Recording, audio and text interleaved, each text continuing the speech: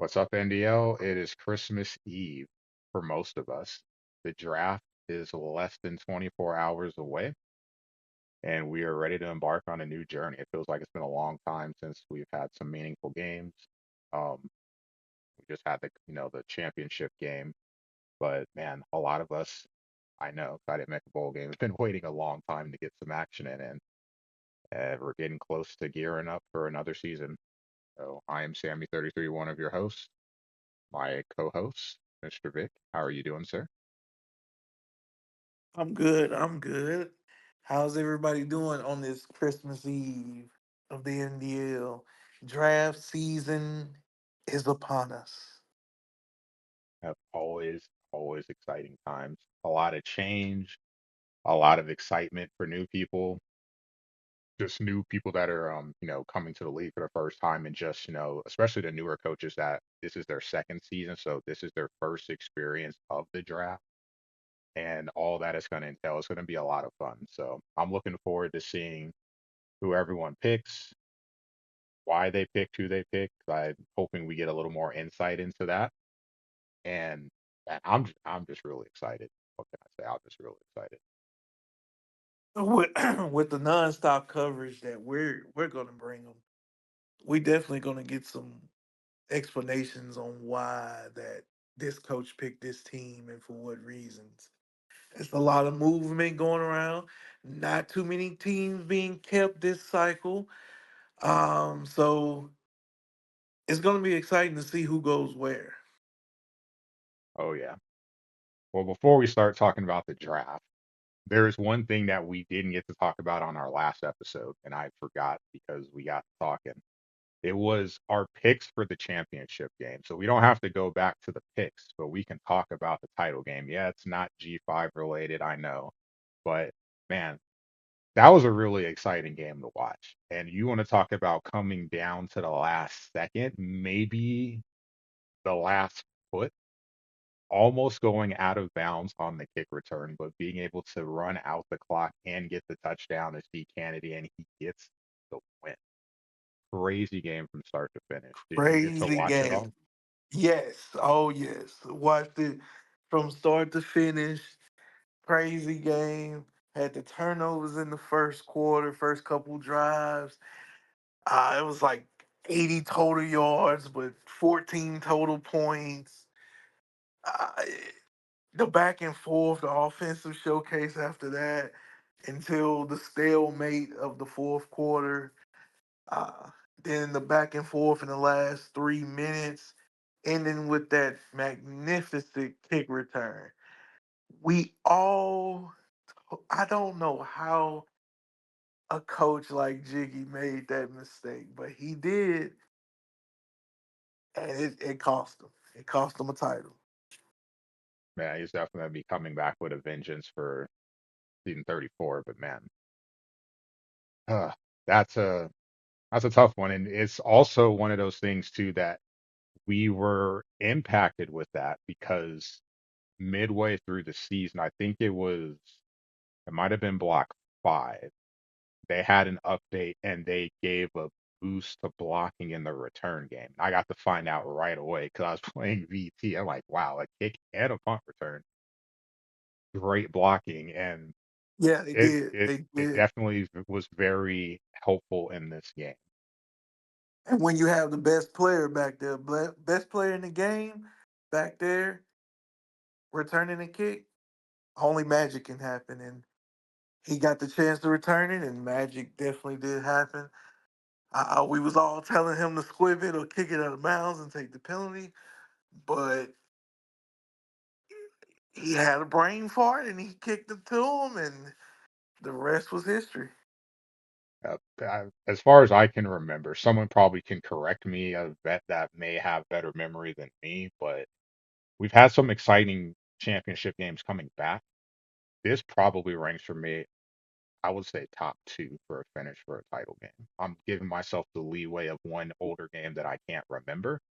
But then Oh, again, we I was couldn't watch oh, it okay, either. okay. So I was just about to say this got to be the greatest title game ever.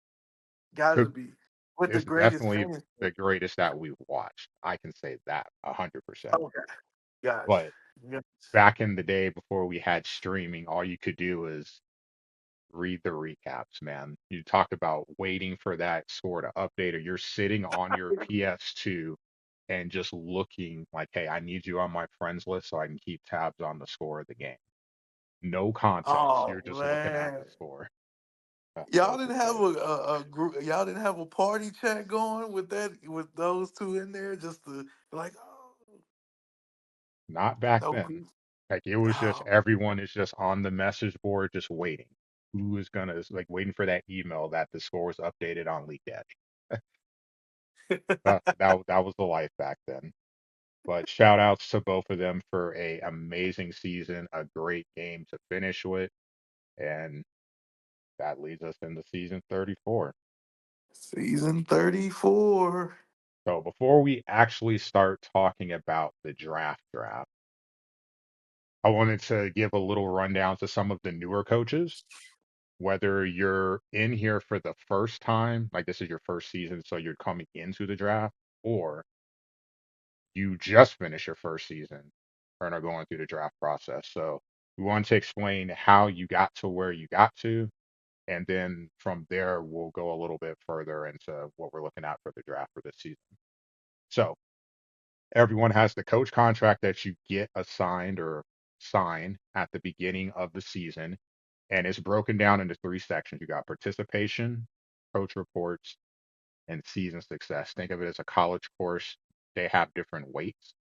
40% is to participation, 40% for coach reports, 20% for season success. So the first part, participation, very easy points to get. It's a layup. It's the easiest points you'll get in the league. Vote in the polls, enter your stats, submit your coach report. That's it. You do those things, you don't miss one, 40 points right off the rip. But if you do miss something, or maybe two something, doing recaps, five recaps will make up for a missed poll or a missed stat entry. So keep that in mind. If you do miss something, life gets busy, it happens. A couple of recaps can take care of that. Just you don't even have to do anything super fancy. YouTube highlight video if you want to, a long thought out written recap or typed recap, an interview, however you want to do it. It's easy points, but I do have to add in, they are not bonus points. So the max you can get is 40%. So even if you're doing your recaps and you do everything else, you don't get anything extra. It just can make up for something that's second My part. thing with Oh, go ahead. oh, go ahead, go ahead. My No, thing with participation. My thing with participation is I'm kind of like OCD. So my thing with participation is immediately after a game. That's how I learned how to do like repetition. I feel like repetition and work ethic with that particular thing goes a long way because if you remember to do it, then you're gonna do it every time. And for me, I do it after every single game. I don't do the coach report after every single game because I am going to remember that, and I've also learned from like wise people because I haven't uh gave like just a critically bad score or anything like that to any coach so far, but I learned right away that you should take a day or two to do the coach report. But as far as stats and stuff like that, I do that right away. I do that right away, right after the game.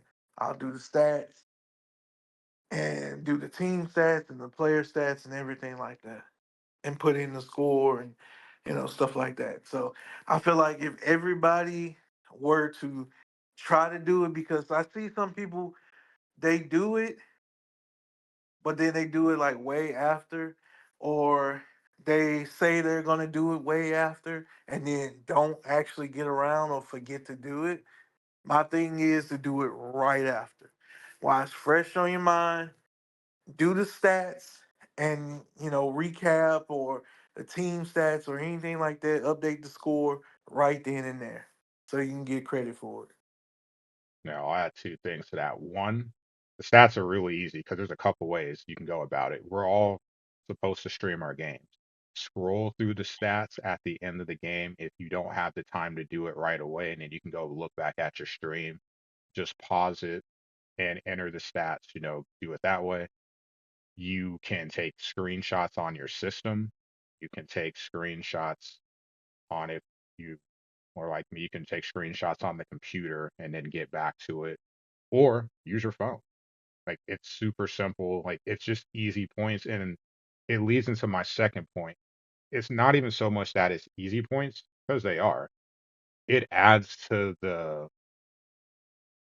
it adds to the league. You have awards that are being given out. You have awards that are being given out within conferences, players of the week for your commissioners, the season awards, the polls. It's giving the media stuff to work with in order to provide you guys content. The more that you participate and add to the league, the more that the media team can give back to you in terms of content to consume. So think of it that way. You're getting your 40 points if you do everything, but you're adding to the experience of the league for everybody by doing your part. If everyone does their share, it makes it so much easier for the media team to give you good content to consume throughout the week. I definitely agree with that statement. And homie adds something too. It's like before the with your stream, make sure that you have it set to archives because if it's not set to archive, then it's gonna be gone. It's gonna delete. Like once the stream is over, it's gone. So if you can set that, I should know because I'm a Twitcher, but I don't know exactly where the setting is off the top of my head, but you can set it to archive. It should hold up for 2 weeks. Unless you're Twitch Turbo, it will hold up for 60 days. But I'm just 2 weeks should be good enough for everybody. Just put them in at some point throughout the next couple of days and you should be good. So participation easy. Now the coach report. This is also 40% of your grade. So ideally, you would receive 12 coach reports because you would receive one from every opponent. Again, this is what everyone doing their share, doing what they're supposed to do participation wise. Your highest score gets dropped, your lowest score gets dropped. And think of it as having 10 quizzes, they equal 40% of your grade. So I can speak to this a little bit.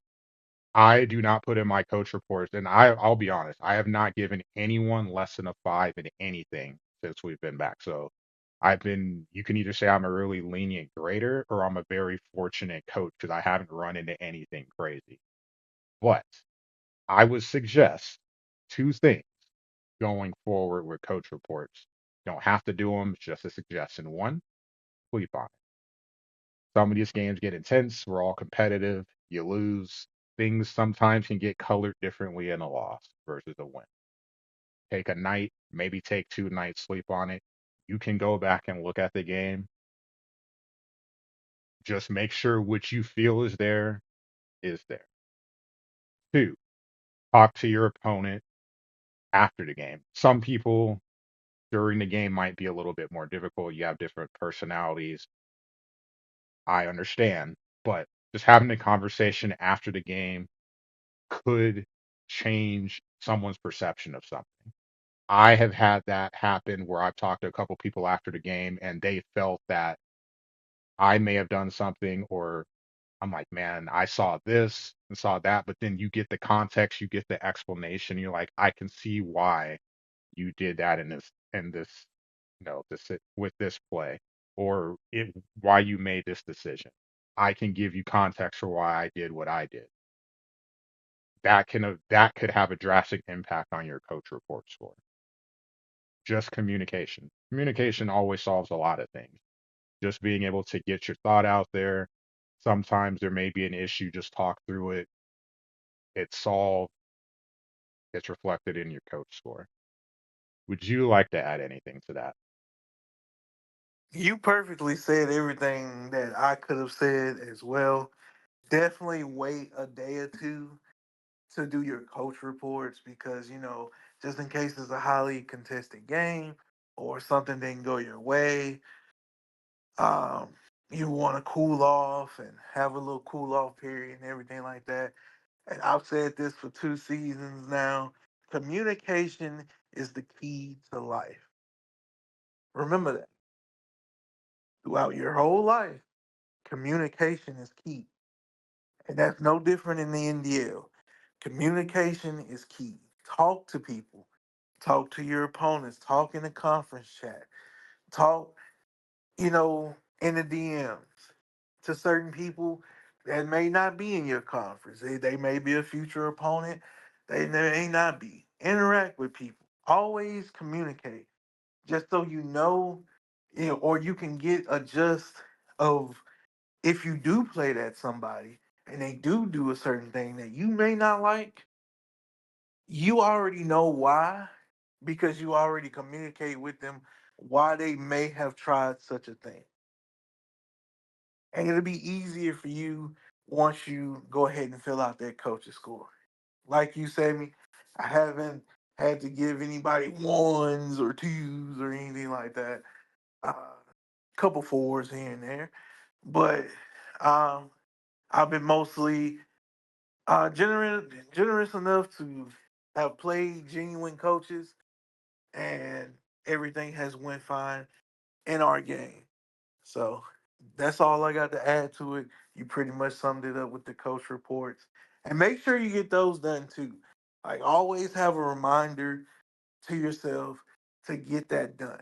Because if you taking our advice and you take a day or two, always go back and remember uh, to go ahead and put in that coach report. Something that I do is I leave a tab on my phone with the website. It's like it, it's a tab in Safari that is the NDL website. So I always know, hey, if I go on Safari or go on the internet, that tab is still there.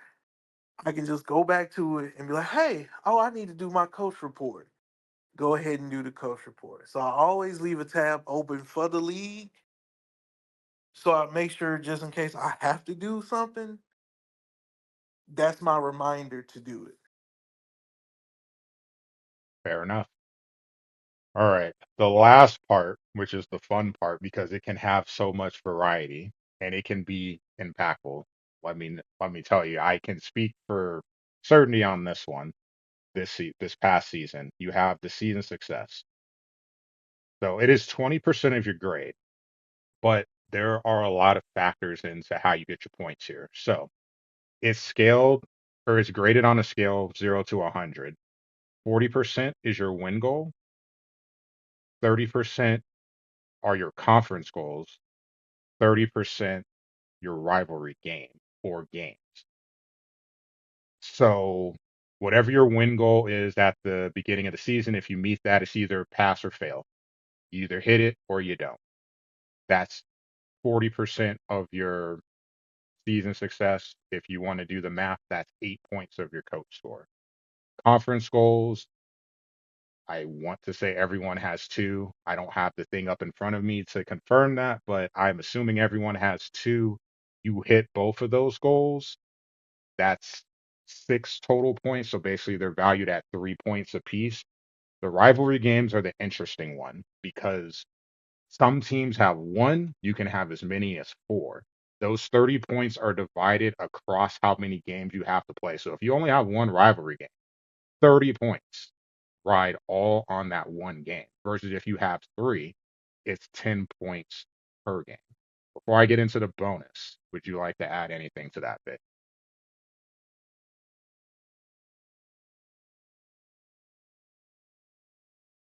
Yes, I do. Yes, I do. Some games, some 20% are not like others. Make sure you go over your conference goals. Make sure you know them. Make sure you know if you have a one rival or four rivals. Um, the one rival, if you have one rival like I technically do, it's a lot riding on the line. I can tell you that. It's a It's a thing between maybe a top 10 pick and a top 30 pick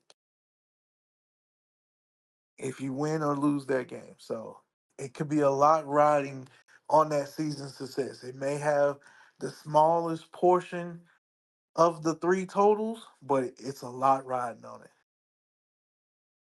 All right. Then there's the other portion of this too, the bonus points. So there's one distinction that I feel that I have to make clear because it gets asked every season, especially for new people. Season success bonus points only apply to season success. So let me give you an example. If you earn 10 points worth of bonus points in season success, that's giving you 10 additional points to your season success score, not for your overall coach contract. So some people are like, oh, I did this, I did X, Y, and Z. I got an additional, 10 points. So now I did everything. I got a score of 100. So that gives me a coach score of 110. No, it doesn't. It gives you a coach score of 102. 10% of the 20 points is 2 points. So that gets talked about all the time. I feel like at least once a season someone asked that, except for this season. Surprisingly, no one asked that.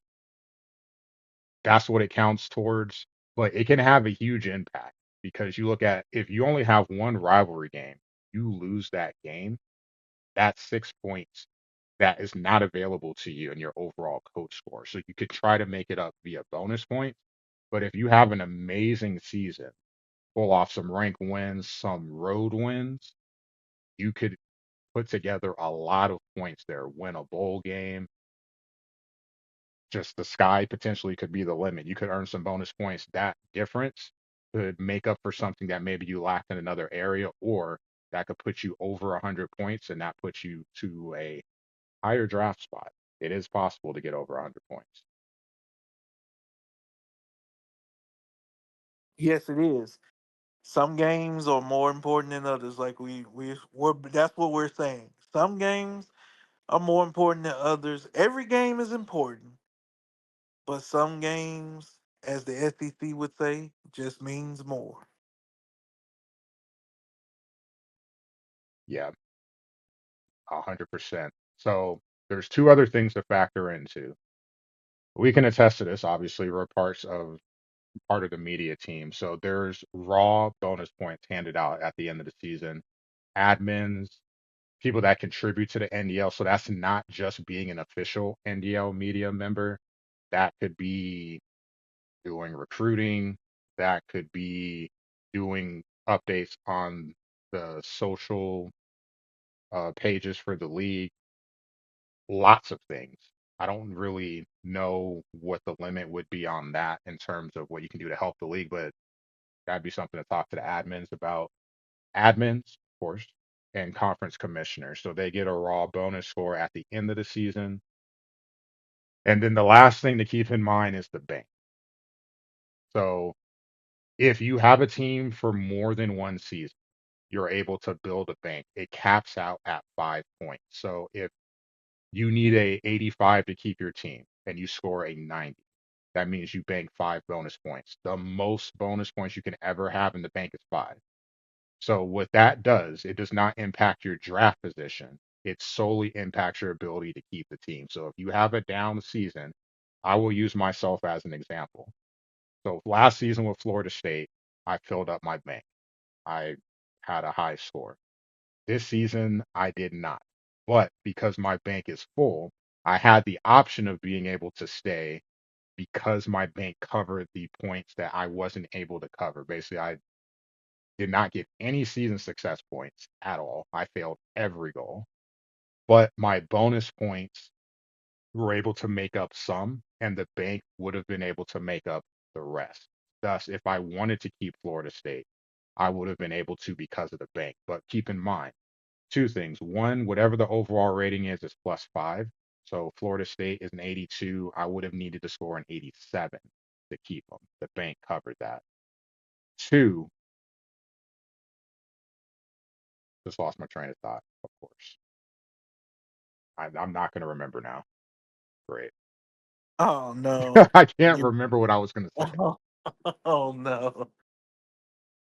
I'm going into a situation where Oh boy. I'm about to have bank points because I kept my team. So I'm going to be next season, no matter how it goes, I'm going to be in the same position that you were in this season.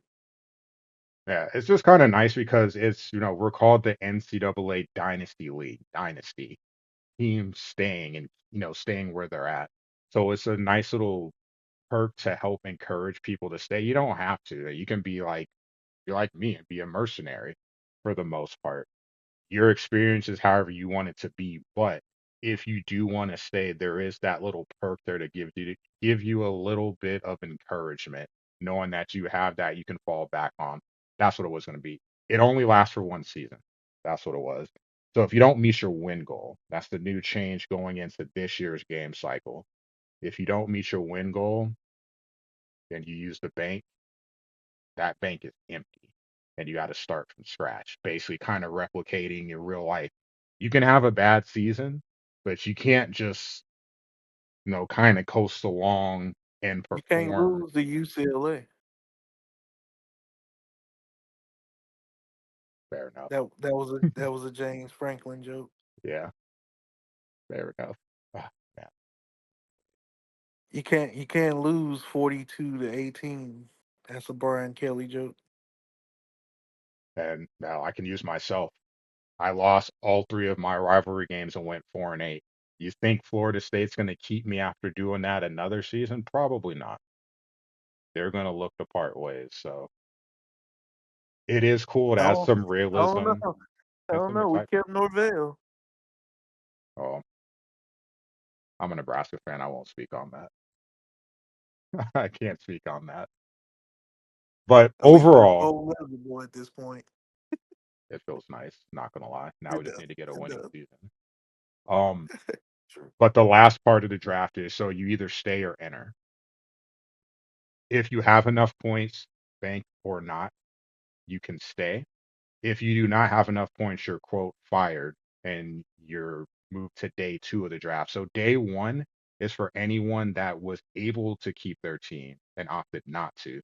Day two is for anyone that was not able to keep their team under any circumstance or is new to the league. The draft is done over one sitting because we're going back to doing the hard draft. So it's done over one day, but that is the delineating line. So everyone that finished day one, their scores are sorted top to bottom. That's the first part of the draft order. Day two, the same top to bottom. And then I saw Niddler post earlier, all the new people that are filling up spots are randomized. That's how that last part of the draft goes. So that's how you get to the draft order. Now, with that said, we can actually talk about the draft. Just wanted to give an understanding for people that are new to the league to see how you get to your score, what impacts your score, and how the league comes up with the draft order. So just so you have some context for what you're walking into. Now, the fun part, talking about the draft. Obviously, we're the outliers, so we're going to be a little more G5 heavy because that's our thing. And looking at the teams kept, there were 33 teams kept. 14 of them, if you want to get technical, it's 11, but we're including UConn and the Pac 2 because we want them to have a home as well. So 14 teams Shout, were kept. shout out to Doc, Tim, and Dave. Man, Dave has it nice. That have well, basically all three of them do because for the most part they have a very flexible schedule. That's kind of a nice perk to have. Yes. But of the 14 teams that stayed, three of them were conference champions. So we're just going to do a quick rundown of the teams that stayed. In the AAC, you have Memphis with Jokers, the reigning one time, they lost the jumper, AAC champ. North Texas, with Chewbacca, Navy, Coach Ice. Conference USA, I guess no one liked anyone in that conference because everyone just bailed. It's a turnover type of conference. sadly. Um, the Indy Pac, we already mentioned UConn and Washington and Oregon State, Washington State, Oregon State stayed. The MAC, only two. One obviously expected, Chip with Central Michigan and Toledo. I believe that is football Kelly. That is. It is. Okay. That And is. then the Sun Belt, only one stayed. And you were happy to see him stay because you mentioned that when Yes. we were going over the The Bulls. most intriguing team to stay and the most intriguing coach, and that is Coach Brady Sr. at App State. I love to see it. He is a early candidate for me. Already, I'm marking it down before the draft. He is a early candidate to represent the G5 next season in the CFP. I'm saying it right now. Yeah, I can't argue with that two-headed running attack. Man, that is insane. And now another year under his belt. That could only mean His bad things for the rest of the Sun Belt, I'm sure. The ground and pound is strong. And then the last conference, the Mountain West, a little bit surprising, which is going to lead into our first real question here. You got Boise State staying IROC, reigning back-to-back champ. SDSU, Big Z stays. Black Rain stays at UNLV. Che Pono, Jeff Daddy staying at Hawaii. And Buckeye 76 staying with Utah State. So only five teams staying in the Mountain West. So, Vic, I'm going to pose to you a question. Are It's you not the surprised? retirement committee anymore. It's not the retirement committee anymore. Yeah, you already see where I'm going with the question. Yes. Does this surprise you to see so many teams available in the Mountain West? Yes, because I thought it was such a tight knit group of guys, and now everybody's trying to spread their wings and go other places. When that was the retirement committee right there, that was the retirement home of the NDL. That's a whole joke, insider joke. If you know, you know. But it was such great to be honest. It was such great commodity between those guys. They had a lot of fun in there for the last 2 or 3 seasons.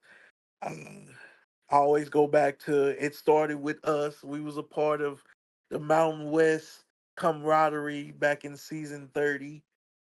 We both was in that conference for that season, and the camaraderie was there, and it was very strong, and it continued throughout the whole entire process. And I hope it continues with the five that did stay. Shout out to those five, and maybe some of those coaches come back, depending on who drafts who and where their draft position is currently at. Hopefully, they get to draft another Mountain West team or possibly the same Mountain West team. Who knows? But it was definitely great while it lasted. Yeah, it What makes me about you? think of the What are your thoughts? What are your thoughts? it makes me think of the Roy Williams meme where he's going in the locker room, with his players and everyone waiting to celebrate about Yeah, some of those coaches maybe coming back. Like, hey, I just want to see what's out there. If I don't like what's out there, I know I have a place that I'm comfortable coming back to that I'll be welcome to. So we'll see. I am surprised though, because I feel like, man, it felt like the last couple of seasons where it was almost like it was high. basically the entire It conference was like stayed. Yeah, VIP for that one yeah, or two spots were available spots. Yeah, just to yeah, get in the conference. Felt like yeah, you had the guy like, hey, no, you don't qualify for this, not letting you in the club. So yeah. it'll That's be that's interesting to basically what see. it was. That basically is what it was. Well, then just talking about surprises of the coaches that stayed, are you surprised by anyone that kept their team? Not necessarily Mountain West, but in general, are you surprised by anyone that did stay? Yeah, football Kelly at Toledo. I was surprised that he stayed. I thought he was gonna have. He did have a good season. The whole MAC had a good season. We talked about that in previous pods. So I thought he was gonna make the jump. But I guess he didn't like where he was positioned, and he looked at the team and looked at the turnover in the whole league and thought otherwise and thought it was best for him to stay. So good for him. Kind of nice because if I'm recalling correctly, Chip was the only one that stayed from the MAC last season. So he has That a is correct. partner in That is crime this correct. time. Like he's just sitting there lonely, but he's got someone else on the swing next to him this season. So they're not starting from scratch, or he's not starting from scratch, I should say. For me, it's App State. I was surprised. Like I'm not disappointed by it at all, but I was just surprised. I thought with the season that he had and the potential draft pick that he could have had, that he might have said, "Hey, you know what? Let me Uh, go up there and see what's available. At the very least, I know that I could fall back and take them. Let me jump up and see if I can go into a Power Four conference and replicate the success." Nah, let me take them bank points and shove it. I'm trying to make history. I loved that he stayed. I'm trying to get in the CFP. That's what I'm trying to do. I love that he did that. I'm trying to build a legacy here, and I'm not leaving till the legacy is complete. And being in the CFP, and possibly, we talked about this last pod, depending on the matchup, he is an intriguing matchup because that run game is so strong and it's so tough to beat, no matter who you are. It is so tough to beat that he will definitely have a chance to have an upset. I know I'm saying a lot. I know I'm saying a lot. And I know that the season hasn't started yet, but I just have so much faith and what he has going on with that program that I feel like he's going to get the job done. Well, he'll definitely be on the radar from the start next season, 100%. So the next question that I'd pose to you, of the conferences, which one do you think is going to fill up the fastest? The American, And why the do you feel American. that way? Uh, Uh just certain teams. Tulane is an intriguing team because I believe they got a boost from the recent update. Um, some of the teams that stayed are intriguing. South Florida is a team that's intriguing. UTSA is a team that is intriguing. They just beat Tulane, I believe, in real life yesterday.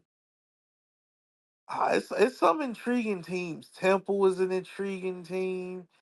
It's definitely UAB. It's definitely a whole bunch of intriguing teams in that conference. So I definitely feel like it's gonna fill up fast. What about you? I feel like I'm kind of cheating because they're almost half full already. But I think the Mountain West will fill up. You've got some respected vets in that conference already, but I do think at least one or two will end up going back. So it makes it a little bit easier. There are still some solid teams out there. A lot of them are going to be middle of the pack. There's not like one this real bad team because even the teams at the bottom of the Mountain West have some sneaky talent in certain positions that can be helpful to build an offense around. I think that one probably ends up filling up the fastest. Again, I feel like that's cheating because they're already halfway full. I just feel like the American has the most intriguing teams. Like East Carolina is in there. I just feel like those teams have a lot of potential. Charlotte, Rice, it's a lot of potential in that conference. So uh, I feel like that one's going to fill up the fastest. It'll be a fun conference for sure because the last couple of seasons we've seen some pretty interesting matchups, some really good ones. Definitely, definitely. So next question I'll ask you then. Which conference do you think has the most to gain going into the next season? Frame that however you would like. has the most to gain.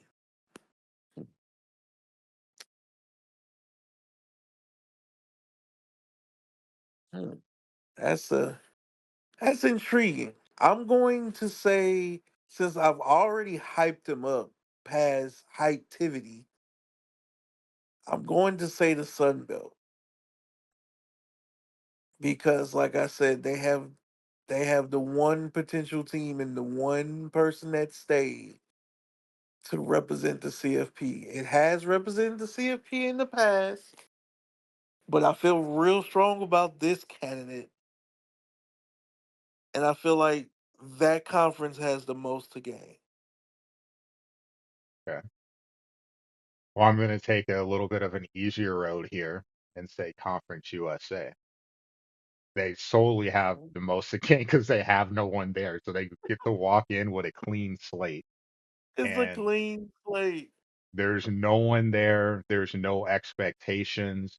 There Yeah, are some solid teams in that conference. I know Liberty has the best rated team in the conference, but there are some other teams in there that are sneaky good.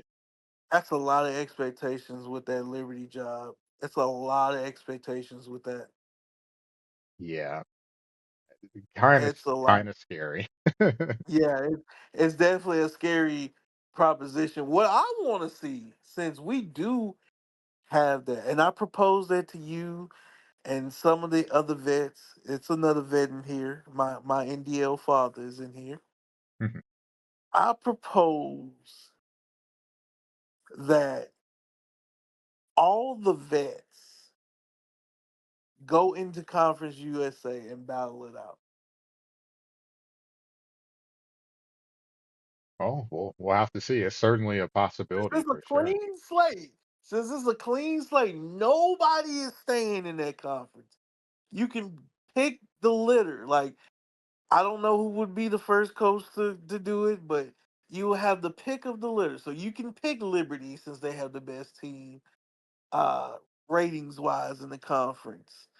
Or you can pick I think in real life it's Western Kentucky has the conference lead right now. Let me look. It's not gonna take long. Um, as it takes a little longer than I thought. Kennesaw State and Jacksonville State, actually. West Kentucky is third in the standings, but Kennesaw State and Jacksonville State. I never thought I would say Kennesaw State. Kennesaw State and Jacksonville State have the lead in real life, so potentially boost coming, if not already have been boosted by this last roster update, but potentially another roster update coming with, you know, boosted up stats for those two teams. You could pick those two teams. You have the pick of the litter of the whole conference. I say all the vets go in that conference and battle it out. Yeah, then we could see maybe a potential in season, well, maybe not in season, but an off season tournament, perhaps. A battle of the conferences, maybe that makes a return. Take on the Mountain Oh, West I Vets hope versus them. Andy. Let's get on that, Andy. Let's get on that. Could be pretty Let's fun. get on that, Andy. So then that's going to lead, since you bring up Liberty, I'm just going to go ahead and just take the bull by the horns on this one because the next question was going to be which 2 to 3 programs do you think may take the biggest step back? I feel bad in saying this because Liberty definitely is one of the, like, they are clearly, in terms of ratings, the best team in the conference, but the expectations are But high. I wouldn't say it's a step back because the previous coach, and shout out to him, he did not win that many games. So it wouldn't necessarily be a step back from the previous season, For NDL wise. for the previous season, yes, but as a whole, I think they're a program that is going to struggle on this game cycle. So in terms of the talent, it's a step back. I feel like whoever gets that Yeah. job, there's a lot of pressure to perform well. And even though they're the best team, they're not significantly better than the other teams in that conference. So I feel like that is kind of a trap job. So you saying the expectations versus the reality means it's going to be a step back for the program. Yeah. Gotcha. Yeah. For Gotcha. Liberty, I say that. I think the obvious step back, which you can probably agree on, is Missouri State Yes. because Yes. they went 13-1. I good luck following that. Just bottom line, just good luck following that. So you went to the CFB. I think that I just don't feel very confident that that's going to happen again. And then the other one that I feel is going to be a step back, I think it's going to be Western Michigan for a couple of reasons. Mm. So you have Mm. Metro D who won the conference championship.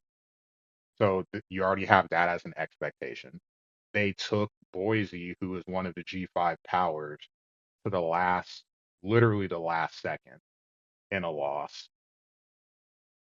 And you're going to have Chip, who is the only vet in the, well, not the only vet in the conference, but he's like the vet of all vets because he knows that team very well. So whoever walks into that situation is going to have to learn their team, learn it quickly, and they are one of the lower rated teams in terms of talent overall in the conference.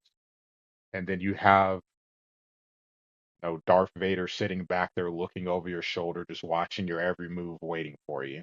So I feel like that potentially is going to be a step back in success as well. So those are the teams I have circled. I have quite a few teams. I have more than three actually. Oh, That's gonna take a step back from the previous season. Missouri State is one. Akron is two. Good luck being ranked with Akron next, coach. Good luck with that. Eastern Michigan, same. Uh Coastal Carolina, same.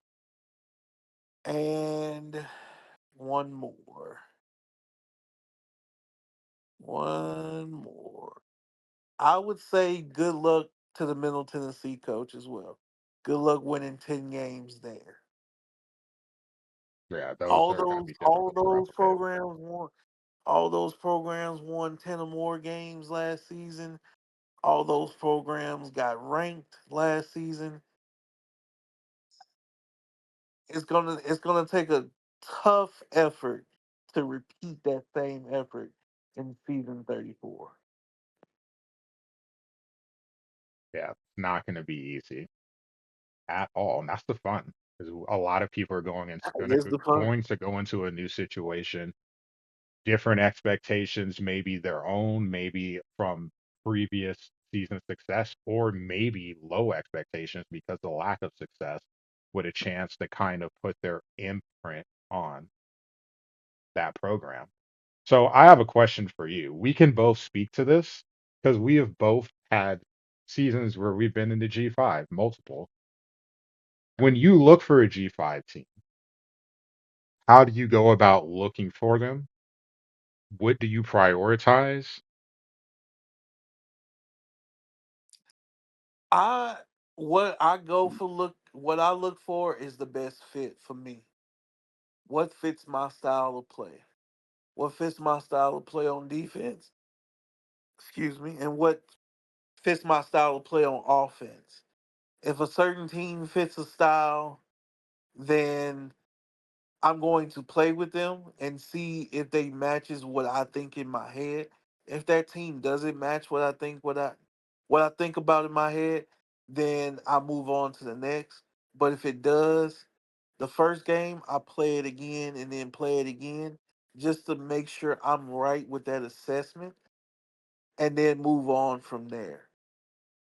They have to fit a certain criteria. Um, don't know who picked Iowa State in that mock draft. Oh Jesus, no. Uh, I am a person that likes speed.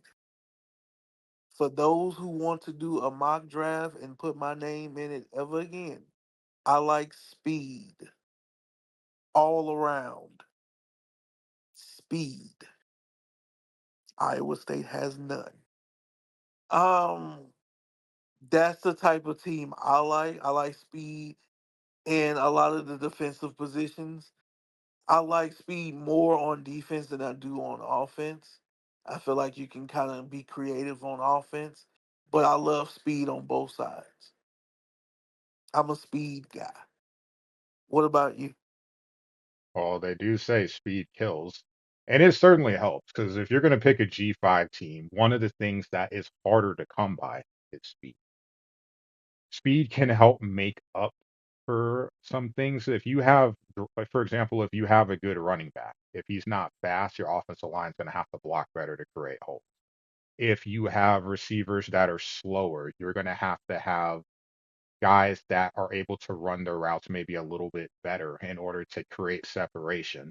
What speed really does, from my perspective, is it opens up the field and it puts pressure on the other team defensively to have to cover more areas. And honestly, I say this as a zone guy because I love my zone and I run a lot of it. But if you don't have a fast defense, you're going to have to run a lot of zone by necessity because you're not going to go man to man where, a corner is going to be outmatched, for speed against receiver X or receiver Y. So it impacts what you're able to do on both sides of the ball. I think one thing that I would take into consideration is what are your plans for the following season? I've done it. I know other people have done it too. You'll sit there and take a survey of the landscape and say, hey, what is a good situation to go into where a team fits what I would like to do, but their expectations are low. And when I say expectations, I'm talking about a win goal and maybe conference goals. Could I walk into a situation like that, have a successful season, and parlay that coach score into a top pick in the next draft? So I think that is also something to look into as well, whether it's focusing on who the rival is or focusing on, hey, this team is at the bottom of the conference, but all they have to do is win 2 games in the conference, and the rival game is against a team that's of equal talent. Or maybe there's 2 or 3 rivalry games, so it's the points are spread across the board, a little more room for error. I think that's for me, I probably would prioritize situation a little more. And also, I will admit I am very lazy when it comes to playbooks. I make one playbook. I am not making drastic changes. I don't know how some of you have multiple playbooks that and then you tinker with it all throughout the game cycle. I'm making one. I'm not changing stuff too much. So I need a team that is going to let me still use that playbook. I do not want to have to make another one. It takes too long for me. I'm changing mine up after tomorrow. I'm tinkering with mine after tomorrow. So I understand what you mean, and those things do come into in factor conference goals, win goals, and everything like that. Um, I do factor those in, but I feel like the on the field product kind of takes care of itself because if I can have confidence in that team and confidence I can do well with said team, then the rest is gonna take care of itself. Yeah, NTX just said he made 3 books this week. See, That's that's insane. I'm like, I just man, I'm have trying to find time to play I video games. I really just have one and a bag up one because but the bag up one is similar to my main one. It just have little bits and pieces there. That's different. But I just tinker around with it. I just do different sets and change this out, change what works, change what doesn't. Yeah, that's That's what fair. I basically Because do. I think one thing that I think the good analogy is that one toy that we used to all have when we were very, very little with the blocks and like, hey, here's a triangle, here's a circle, here's a square. Put the triangle where the triangle goes. Sometimes the triangle can fit into the square hole, but it's not supposed to. So trying to find a roster that reasonably matches what I guess you could say talent. You could also look at it maybe for others like myself. I'm more of a schematic person, so I just need a team that I can relatably run this scheme with this team. It doesn't have to be perfect, but I'm still able to run the majority of my playbook with the talent on this team. I'm okay with that. I don't need it to be a perfect match. I'm more of a scheme guy. I'm a scheme guy too. I take what I have on my roster and scheme it up. Like my current roster right now, I take what I have and scheme it up, and I have the playbook I currently have. Like I said, I'm going to tinker with it, take out the bad, put in some different, see if it goes to good. If that goes to bad mid season, I'm gonna probably change that up as well. But that's all I do is take out the bad that I've previously ran and try to put in some more good to go along with the good that's already in there, because my playbook is tailored to my roster and what I want to do with said roster. So if I want to run, if I want to pass, if I want to highlight this person, or if I want to highlight that person, I'm going to do certain things to highlight those particular players on my roster. Yeah, definitely can relate to that. Oh, now G5. Really, there's a couple of ultimate questions. Could it be a spoiler? Maybe. We'll see if our predictions are right. I don't know which one to start with. I guess we'll just go with the one listed first. Which G5 team available do you think goes early that is not expected to? That's not expected to. Like you'd be one of those where it's like, what? Really? Well, can't say Tulane. Um, Yeah, Jake would be disappointed if so. Like, hey, I'm a good quarterback. Please come play for me. nah, I believe they're gonna go early. And I don't believe that's a surprise Yeah. that they're gonna go early. A surprise team that may go early. That's G5.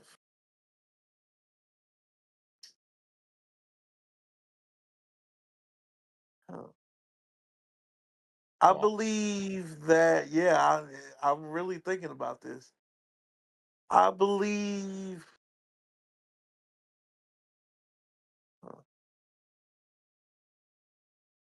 I believe USF goes early. hmm, that's I an believe USF goes early. that's an interesting one. Yeah, I believe USF goes pretty early. I'm going to say top 25 Ooh, now that's definitely between interesting. between between 25 and 30. All right. I Well, don't have any insight. That's just a pure guess. mine is a pure guess too. But I think given the overall team rating and where you may project them to go, I think Texas State is going to go high for a G5 team. Um, they've got five receivers on their roster with the speed over 90. Five. That's not. I'm literally looking at their roster right now. If anybody wants to boot up the game to check, two guys with 93 speed. They're small. They're more of the slot receivers per se, but speed kills in the G5 because a lot of teams don't have it. They're like I feel like most G5 teams lack speed somewhere on both sides of the ball. Five receivers, I would be terrified to play against that team because I feel like I would have to control a safety and I would not be able to bite on anything. And then just crossing routes become dangerous because if you give room to a receiver, being able to turn up the field in between zones, man, with bad safety play, that could be extremely dangerous. They are really fast.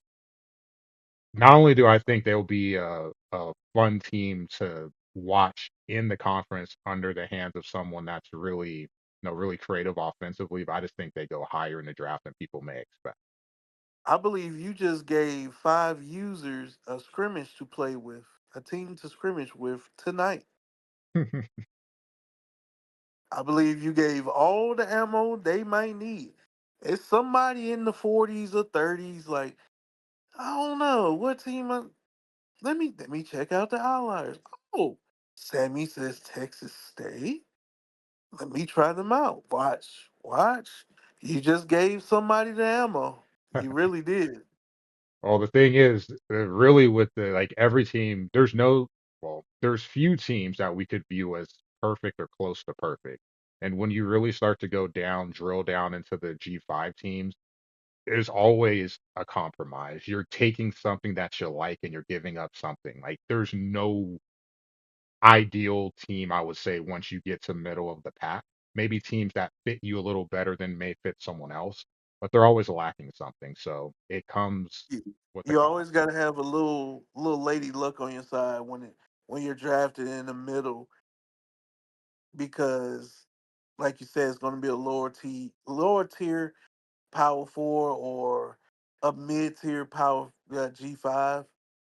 So you're going to have a little lady luck during the season on your side as well. Yes. So I will pose a reverse question to you.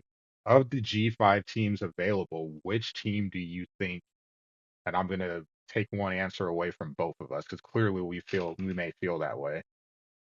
Not named Liberty, because we already talked about them. We did. Outside of them, is there a G5 team that you think ranks well but will drop in the draft? Inkswell that drops in the draft. Mm,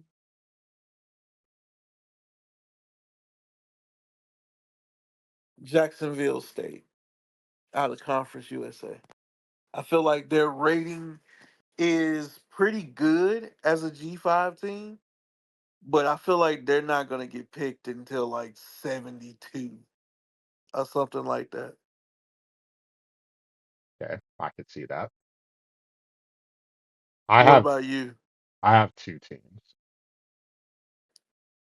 One of them is Buffalo. Buffalo. Man, don't. Well, I'm not sure you didn't get to experience this. We missed the days, us older vets, of Trendon basically locking down Buffalo. And oh man, those games against him and UConn every season, the trash talk would be great. Still, if anyone, someone has to pull this up. We need to get this like pinned on the live chat. One of the Gotta get greatest, the one of the archive. greatest threads ever in the NDL. It's on the GOAT list too because there's a thing for that. We had the greatest threads on the old message boards, and one of them was when Dave pranked Trendon. You want to talk about like legit LOL. Man, that stuff has me laughing. I remember reading through that a couple weeks ago, and my God, just like rereading it again, it's funny every time. Like classic. I'll have to see if I can find it after and just pull it up just so we can look at it again, and I'll send it to you so you can see. I'll give you the I context got you. too. But Buffalo, they are the best team in the MAC,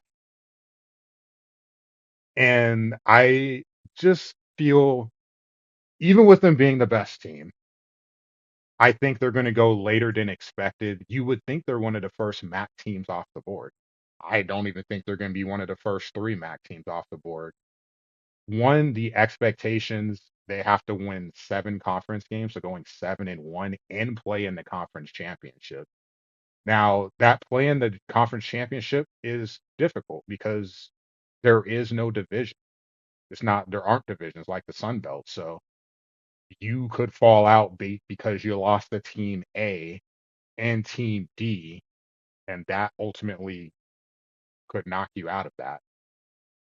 The rivalry games, I think, in terms of team talent, are favorable, but the pressure of having to play in the conference championship game, and I would say if you pull the league right now, most people have Central Michigan taking up one of those spots, and rightfully so. So you're vying for one spot.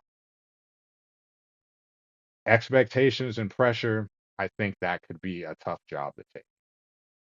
And the second Man, one for me, I'm just going to add in one more real quick. oh, go ahead. And man, I really feel like a jerk for saying this. Uh-oh. I really feel like a jerk for saying this.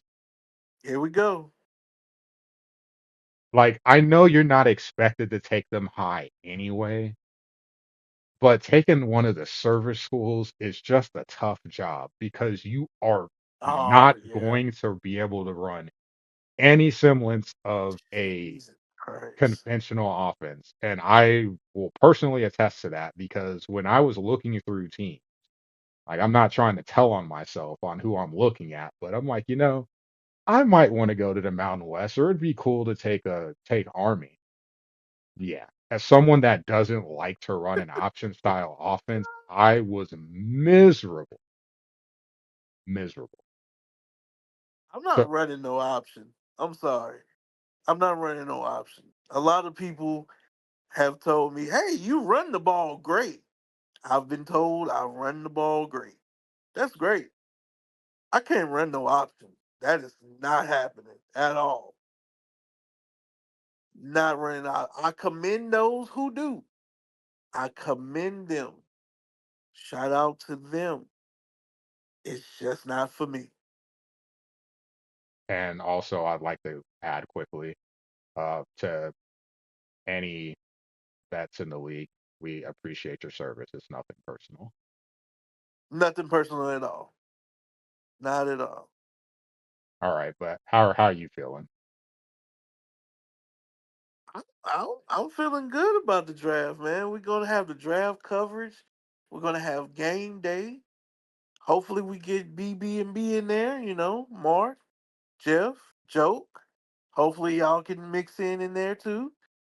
We're gonna have some of the other media members in here that's gonna fill in and do picks, and then we're gonna close it out. I can't wait till we're gonna have them close it out. I want to have so much fun with it. I definitely do. We're closing it out. It's a lot of G5, so we can just have people on here and be like, well, why did you pick that? So you want to do so and so with such and such? Okay. What about this player here and that player there? I'm gonna love that so much. I cannot wait. And it's so much pressure off my back knowing that I'm not drafting at all. How are you feeling? Because usually we're on the opposite sides. Usually I'm drafted and you're not. But here we are. How do you feel? I feel stressed. I'm not gonna lie to you, and not a bad stress, just like a comfortable stress. I'm not at the top of the draft, so I can't really, you know, comfortably say I want this team and know that no one ahead of me is taking them and take them. Yeah, Like, because I mean, I'll be honest. When I took Florida State, nobody was going to take them ahead of me, so I didn't have to worry about them. Apologize to the FSU fans behind me, but me being one of them.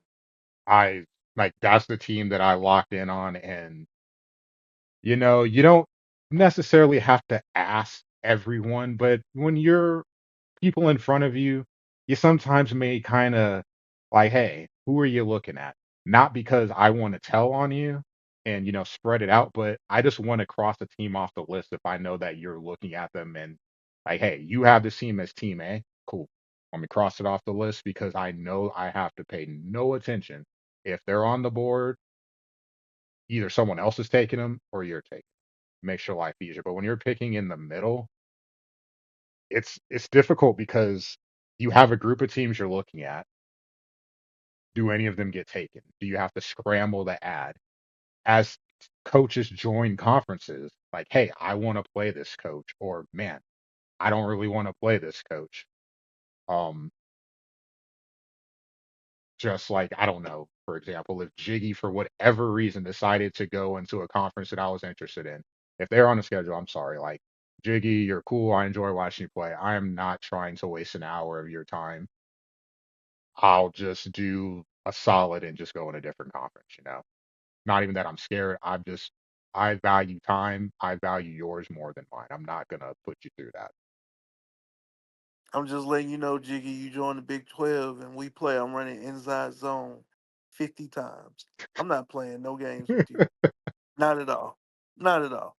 Because I know how this is going to go. No, no, no. Not finna waste nobody time. Inside zone 50 times. Nope. But to be Not at all. fair, I did. But to be fair, so I don't think I told you this. I would planning on him being an out of conference game next season if I had stayed at Florida State. It would have been an L. But Ooh. I'm just curious. Sometimes, like it's a team that I felt Ooh. comfortable enough where I'm like, let's just put the cards on the table and see what happens. It'd be an interesting Ooh. experience. But with a G5 team, no, I'm not doing that. I Yeah, need, I'm gonna I have need, to be I I'm need gonna to have to feel be a comfortable. top 10 pick to even try. To even try. Yeah. I Eh, I I I, I feel like, well, I can share this because I was stressed early in the week because I really didn't know what I was gonna do to begin the week, and then I played with teams and it felt good, but it just didn't have that same feeling. And one team felt close, and I'm gonna share that team in a second, but it just didn't have those vibes that I had when I began this game here with West Virginia. Like it just didn't feel the same, and it's just like, hey, I can build something with them. I can keep them, and it just more and more as the days went on, it was just like I need to keep them. I don't need to let them go. I need to keep them. But the two teams I was looking for that may be on people's radar in the top 30, I was thinking about Vandy and BYU. hmm, Now I do know BYU is a hot team and a hot known name in the NDL DMs. Trust me, I know. Somebody's gonna pick them high. They It's gonna be tough to beat them this season. I'm not gonna lie to you. It's gonna be tough to beat them. They can run the piss out the ball. Not gonna lie. And Vandy, especially with the boost now, if you're a person that wants to throw the ball 30, 35 times a game, Vandy ain't for you. No, don't do that. Don't do that to yourself. Please don't do that. They are a run first team, and you will have a lot of success being a run first team at Vanderbilt. see, So this just is where remember I'm that when taking, just remember that draftees when thinking about those two teams.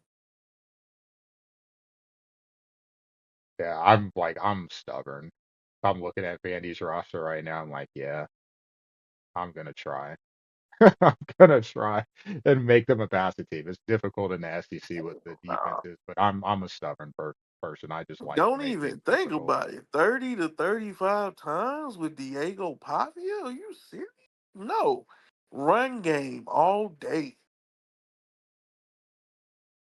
I would, Run game. Run the ball between the two running backs and the quarterback at least 25 to 30 times. It's definitely going to get you somewhere, especially in this game. The run game benefits you well in this game.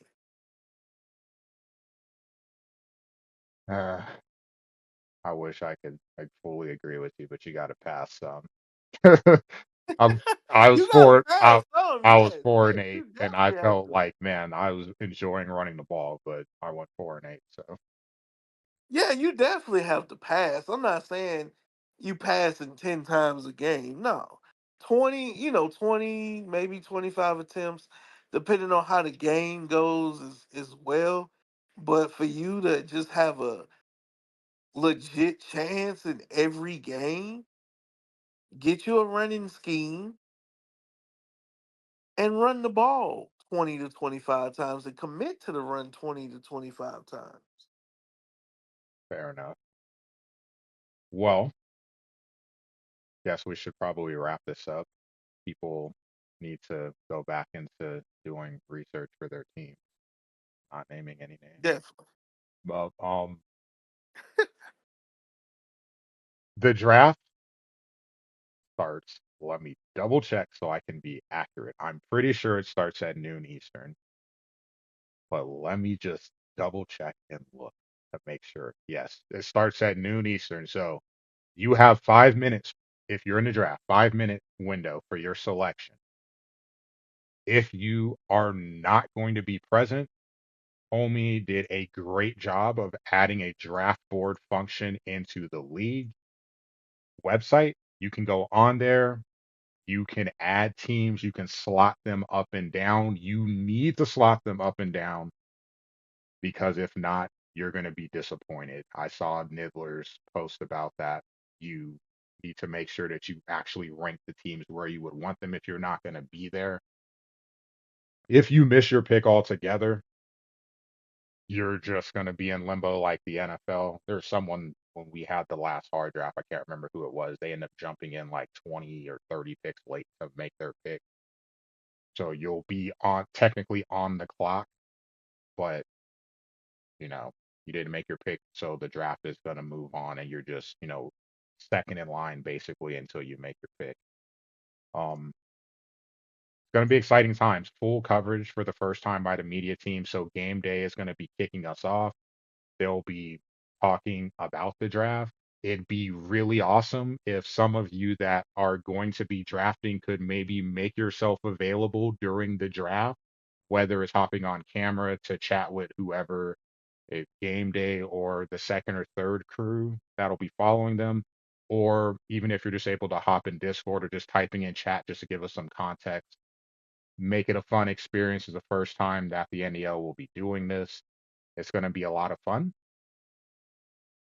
I can't wait. I have my alarm set for me. It'll be 10 a.m. when it starts, but I'll be up at 9. One, I'll have to do some research, but I just am going to be around all day, literally to do nothing but focus on the draft.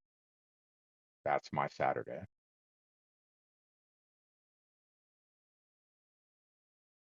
Yeah, that's gonna be my Saturday too. Looking at it, all the posts and submissions, and please, please don't be that guy when it comes to the draft. You know what that guy is. Don't be that guy. Well, it's hard this year versus slow, so I think we can avoid that some. Yeah, yeah, we're definitely gonna avoid it, but somebody's gonna try to be that guy, and let's not do that. Yeah, Let's this is just have everything run smooth and calm and fast and smooth. Smooth. yeah, it should be fun. Looking forward to it. Really excited to see who some coaches will go with. Really excited to just kind of see a lay of the land as we go through, 20 picks in, 40 picks in, 60, as teams are starting to populate with coaches, how conferences look, and definitely the most exciting time of the season. Everyone has hope, everyone's excited. You haven't had it sucked out of you yet by actually playing games that matter with your team. So if you're going to be excited, this is definitely the time to be. I can't wait for tomorrow. I can't wait neither. We see you guys tomorrow.